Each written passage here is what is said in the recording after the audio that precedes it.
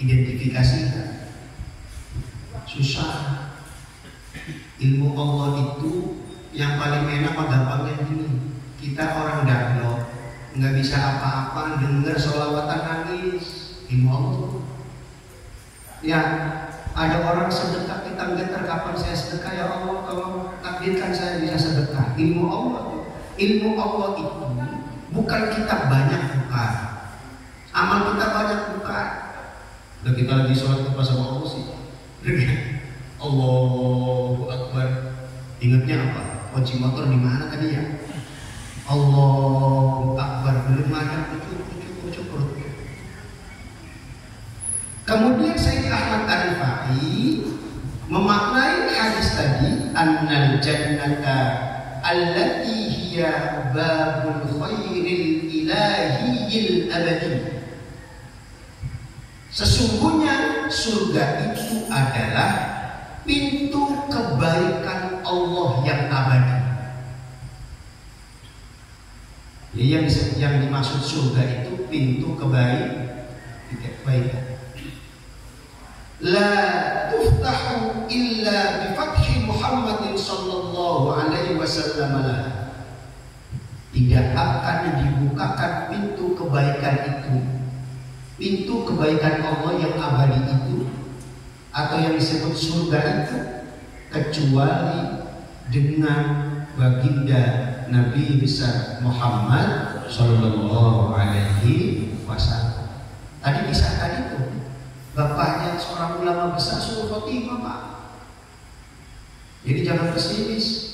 Saya punya tetangga kuli bangunan, S2, S3 Maroko beasiswa. Beasiswanya karena apa? Hafal Quran 30 juz.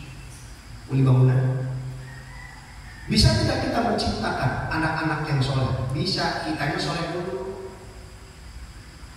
Ya, sholat niatnya karena Allah, ngaji niatnya karena Allah, pengen dilihat sama Allah, pengen diampuni umat Rasul. Ya Rasul, makanya saya tadi itu, ya Rasulullah, aghithni ya Rasul, karena banyak aghisna. Ya Rasulullah, aghithna ya Rasul, apa artinya? Wahai Rasulullah, bantu kami ya Rasul. Ini amanat Imam Ghazali. Saya dapat dalam kitab Buka Syafatul Qulub. Kalau ada kesulitan ibadah, kesulitan apapun, minta bantuan baginda Nabi besar Muhammad sallallahu alaihi wasallam. Kenapa Rasul itu sebagai kunci? Kata Sayyid Ahmad Ar-Rifai, Muhammad huwa al-fatihu lil khairi dunyawiyyin wa ukhrawiyyin. Ingat nih, Rasul itu yang dinamai Muhammad adalah pembuka kebaikan dunia akhirat. Sengaja saya baca kitabnya, keren tema. Wal ilmu bisyaklihi huwa sirrul ilmi billahi ta'ala. Ilmu keberadaan Nabi Muhammad. Kita misalnya sebut sama Nabi sampai dia paling Muhammad bin Abdullah bin Abdul Muttalib sampai Adnan. Ya, sampai dia paling I love Rasulullah. Sholawat ditulis-tulis di tembok. Ya, anak bujangan kita kan kalau poster rock itu kan ditempel kan. Kita ganti sekarang, cari kaligrafer yang baik, tulis tembok-tembok nama Rasul. Ya, itu latihan bagaimana agar kita mesra bakti kepada baginda Nabi besar Muhammad sallallahu alaihi wasallam. Faman arada ay yuftaha lahu abwabul khairi al-abwabul khairi ad-dunyawiyyi wal ukhrawiyyi fa alayhi ay yata'alaqa bi adyani. Salam bahasa. Apa artinya?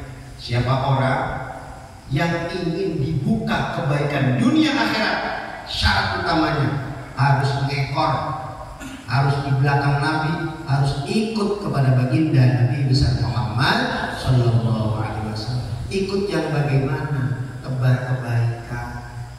Bisanya senyum-senyum, bisanya nempel masjid, nempel masjid, bisanya sedekah.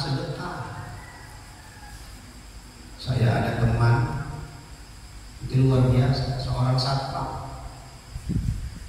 tiap saat didatangi Rasul lewat mimpi. Bayangkan Pak Satpam.